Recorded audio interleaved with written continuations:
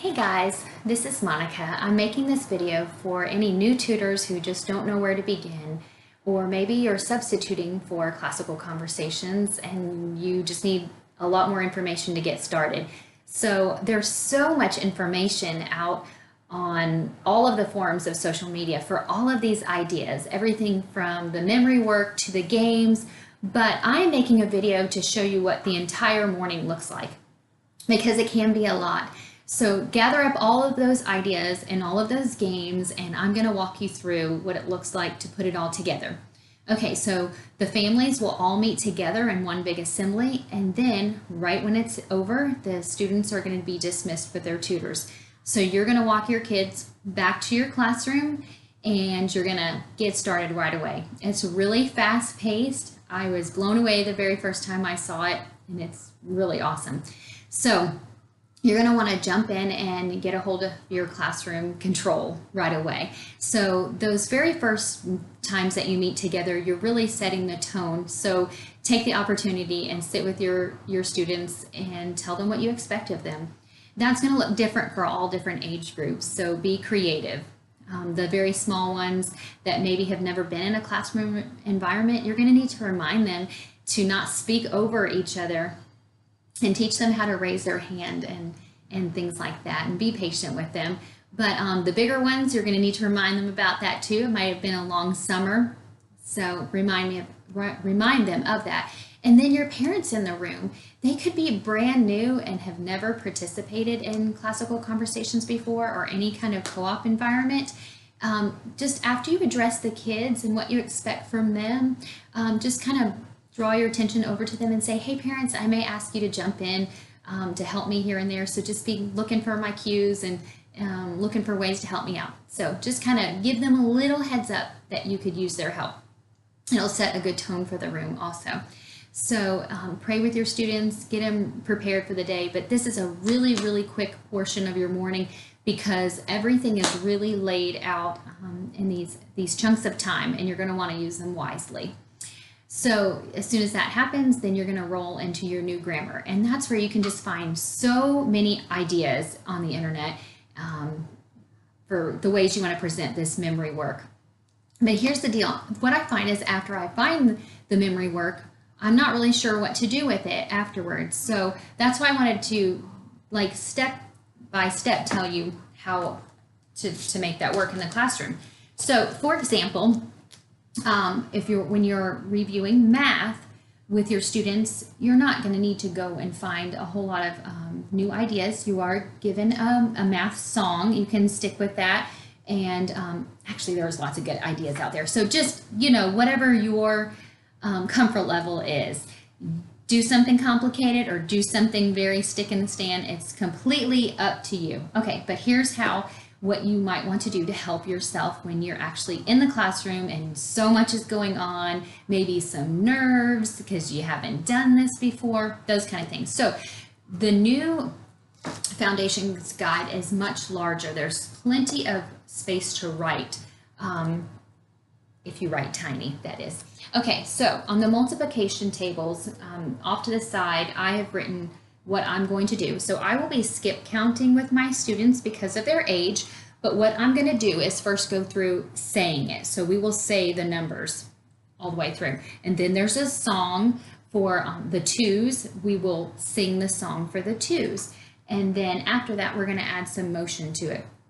So we are going to jump up and down while we skip count by twos, but now we've only run through it 3 times, and the standard is to run through it 7 times. Well, it can get a little boring if you haven't pre-planned and off the cuff you've got to figure out what to do. So that's why I'm having you think this through, what you want to do. So maybe at this point, you're at the 3rd try. Now you can see the students in front of you. So now you can say, okay, you guys on this side are going to take a break from jumping while we count and sing. And this side of the classroom is going to jump and sing. So now that's time 4. Now back, let this side of the room have a turn while this side takes a break and 5, and then so on. Now you've only got 2 more times. Now you can have the groups, you can do it together 2 more times, and you're at 7 and you're done. Okay, so it's just a matter of getting your idea and then running your thoughts through as far as how is this actually going to play out in the classroom. So I encourage you to do that, is to really think of how is this going to work. I've got this great song, we're going to say it once. Are you going to sing it 6 times? So you'll just want to think about what that looks like. Am I going to do just what exactly you're going to do to make that work? Okay, so come up with an idea for everything. I would encourage you to pencil it down on this book. It's a great example for your parents.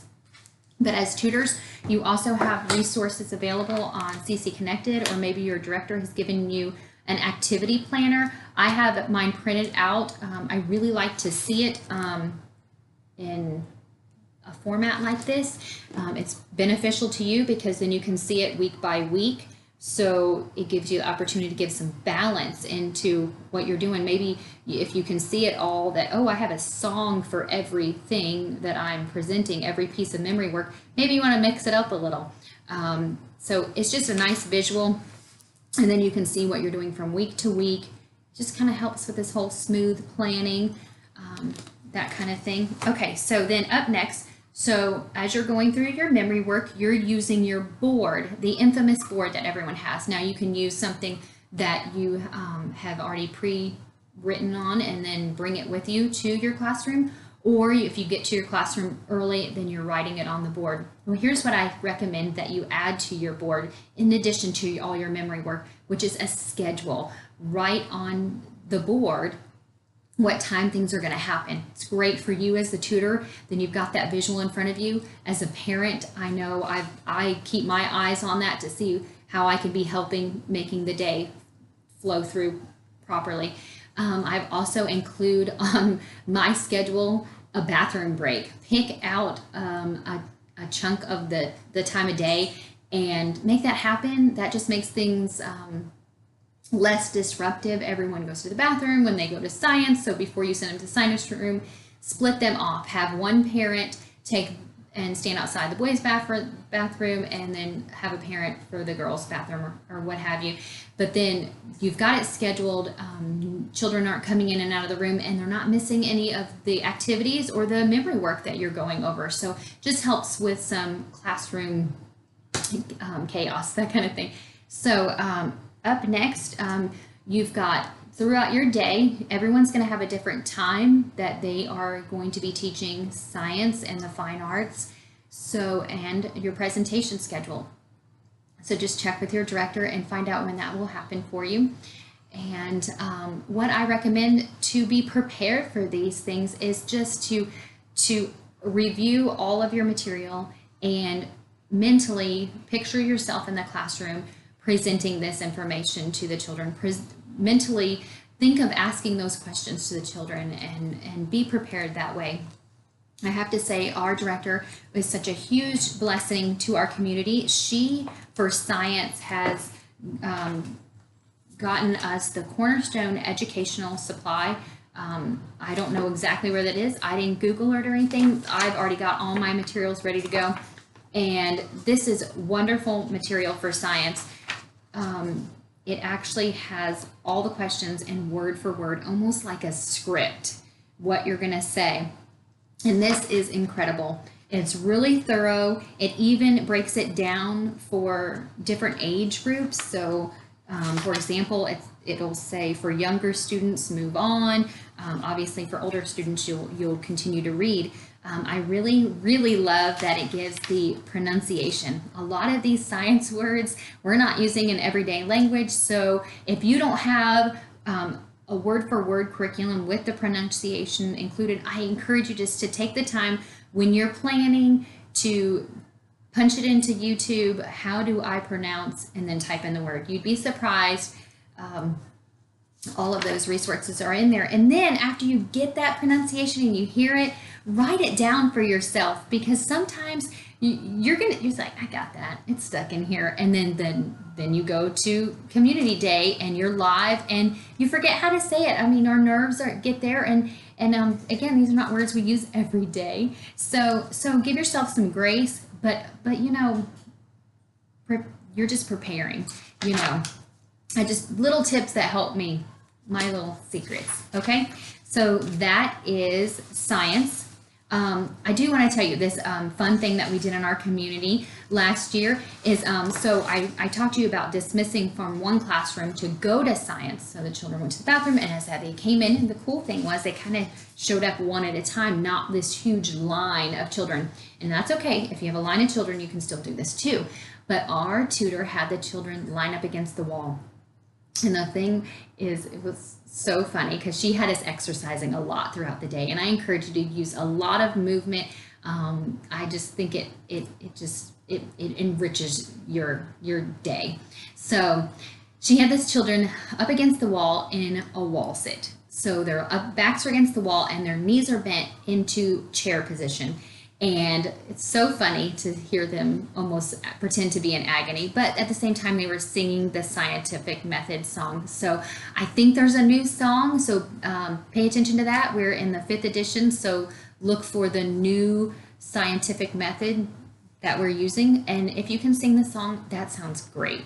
So then after that, the song is sung, the kids are still, keep them against the wall. This is going to help you gain some control. There's all of your materials are laid out already on the table, and you don't want your kids just rushing to the table and starting and maybe spilling stuff. We just don't have time to start over. So call them one by one. So you can say, Jackson, you're standing so still and keeping quiet. Why don't you go to the table? See, that little trick right there is going to help. Oh, wait a minute. Maybe the other children are listening. Like, I want to be called next, so they'll be quiet. You know, those little classroom tricks. So, and when they come to the table, have them put their hands under the table. Again, just to help keep control, because once you get them all to the table, one by one, you call them, and then you're going to give your instructions. So there's just some fun little classroom control tips to keep things running smooth. The whole idea is to get them talking, though. When you're doing this science experiment, it's not just reading the script. That just helps you in knowing your content, but you really want to pull out ideas from them. So there's no wrong answers, but just trying to create an environment where they want to talk. So that would be science. And as you move on to art, now for our community, we have some art books going around, like children's appropriate age books on art, and I'm really excited. I sound like I don't know what I'm talking about because I haven't seen the books yet, but I'm really excited because I have the youngest group in the community, and I think this would be great for them to sit and listen about all things art before we get started. So, and here we go. So as you're presenting art, you're going to want to run through this at home so that you're comfortable. Again, I think it's going to come, each week is going to get easier, but at the beginning, prepare a lot and practice. There's no harm in that, being extra prepared. So practice what you're going to do.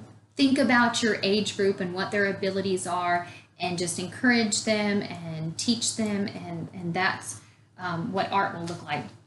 So then after you've hit all of the core things, you're going to go back to your classroom and you're going to be doing review time. So review games, there are so many, but again, you've got this great review game idea, but have you really played it out to make sure it's going to work for your group, for the age children, the amount of children,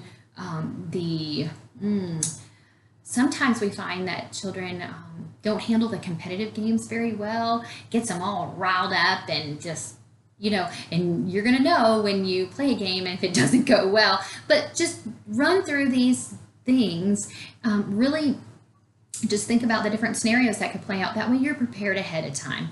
Okay, so that's what it's really all about, is just really running through everything and being prepared. I'm in my schoolroom. We have a patriotic clock. So I wanted to show you a little bit of my supplies that I have. Maybe this will give you some ideas on how to keep organized. I have a 3-ring binder. Kind of brings me back to the olden days with the Trapper Keeper. The front of it has all these little pockets so I can tuck things in there. But I wanted to show you some things in here.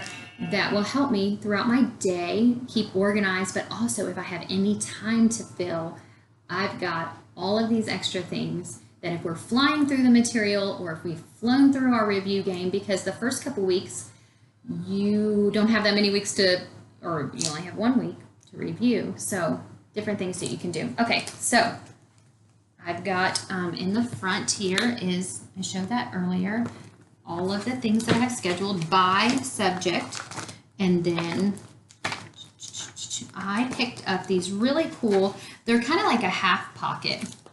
And let's say you already have some copies made for your class for art. Wouldn't it be great just to flip to this section, half pocket, and just pull it out and present it to the class, right? So I wanted to show these really great materials. This is from Etsy. You do not have to supplement, especially by spending money, but I did. These were incredible. I have the youngest kids, and they really, really, really love to color. For orientation, I mean, I couldn't stop them. They colored everything. So these are from Etsy, and they are based on the cycle. So this is cycle 1. This is science, and they have a coloring sheet for every week, and these are incredible. I also bought the history. So again, that's what I said. I've got them divvied up by week. Some things that you might want to have in your little pockets to be ready to go. Let's say when you're going through your memory work, you're presenting it, and all of a sudden you're like, oh my gosh, I really didn't know what I was going to do on this particular topic, but you kind of want to make it fun. You can have like a little box or bag or pull a card, and these cute little cards are different ways that you can say the memory work. So you could have the kids take turns, like this one says whisper, say it in a low voice, it kind of looks like a monster. Or say it like a turtle, say it like a cheetah. These are just fun things, but I'm just showing you that, like, maybe I don't have it planned in my memory work, but maybe I have it right here. Let's say we tried something and it didn't work. Then you've got it ready to go. Let's see. I've got some visuals for Latin pronunciations. And these super cool. It's like a folder, but it closes all the way up. And it opens like that. Remember the trapper keeper? Okay, so that has all my science experiments step by step. So those are together. And art, all of the different ideas and copies that I'll have are in here. So I have them all sectioned off. So like music, art, and so on. So that's my book. And I've got my game gathered up and everything. These might be a really great tool for what are these, like just the memory work cards, week 1, they're in all different colors. So this is really great for my smaller students when we can play a game like just pick a card and we can go over the memory work that way. I do want to remind everyone that yes, I have been blessed with so many supplies, and I bought things when things were on sale, and I didn't know that the cycle, when we were coming back around to cycle 1, that it was going to change. So you can still use your materials. I had to handwrite in, like for science week 1, I had to add the word domain to my card. So it doesn't make it that I can't use it, but I definitely have to pay attention. So pay attention when you're going across things. When you're on the internet, you're going to get so excited. It's going to be the best thing you've ever heard. It's so catchy, the tune or whatever. Just make sure it does line up with the new stuff. Now, I did want to kind of like an activity to do when you're doing your memory work, and let's say your memory work doesn't have a lot of movement in it, like you don't have the kids up and moving for everything that you're presenting, but you see that your classroom is getting really wiggly. You can, well, first of all, you can just get up and have them wiggle and move and things like that. But I know this is backwards, but I've numbered this 1 through 6, and I have a die here. And in between your memory work subjects, if you just want to have some movement going on, you can roll the dice, and a 1, well, that's squats. So call out how many ever you want to do and have everybody do them. The kids always think this kind of stuff is funny. Have the parents join in, but it's something that you just do very, very, very quickly, and then you move on, and that's it. So my last piece of advice as I close up is being prepared. Have all of this stuff ready to go. As homeschoolers, we're so used to being home that when we have to leave the house, woo, sometimes it's a big deal. So I encourage you, not the night before, but the afternoon before. Go put everything in that car. And actually, I was going to say, and make all your copies. Make all your copies ahead of time. If you have the opportunity to do that, do that. Or, but get all that stuff in your car, if you can, the night before. And then have your night prepped. Have everything, take the evening, I say take the evening to relax, and you're setting the tone for your homeschooling world, your homeschooling week. Enjoy Community Day. I think it sets the tone for your family. You've got the rest of your week to fill with your family. You don't want to be exhausted. You don't want to, you just want to be a light in your home when you're back home, okay? So prepare that car ahead of time with all your materials, the stuff for the kids, get that stuff ready, meals, snacks, everything. Just get it all ready and leave early. Okay, backwards plan. That's what my husband says to me over and over. Backwards plan. So do that. Backwards plan. Plan to leave early, even if you have to trick yourself and tell yourself that community starts at 8:30, whatever you have to do to make it happen. Then you will get there and you will be stress-free. Plus, if you forget something, you have time. You have time now because you've told yourself, I've got to be there at 8:30 or whatever time.